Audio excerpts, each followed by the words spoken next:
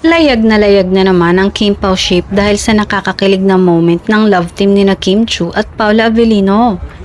Kahit may chikang hindi magkasama ngayong Holy Week sina Paula at Kim, ngayong Sabado naman ay hindi kinalimutan ng aktor ang birthday ng kanyang rumored girlfriend.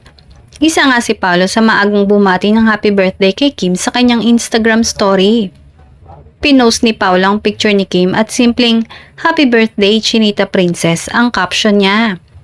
Bali 35 years old na si Kim at hinuhulaan ng Kim Pao fans na may something na magaganap sa kanilang mga idolo sa special day na ito sa buhay ng isa sa host ng It's Showtime.